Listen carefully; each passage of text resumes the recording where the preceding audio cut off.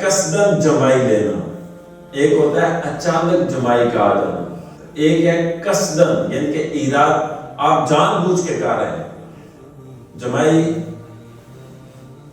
थके हो रहे हैं तो कर, अगर आप ऐसे करेंगे तो ये मकरूह तालीमी होगा। यहाँ पर अल्लाह के रसूल अलैहिस्सलाम का फरमान है, फरमाया जब नमाज में किसी को जमाई आए तो जहां तक हो सके रोके कि शैतान मुंह में दाखिल हो जाता है।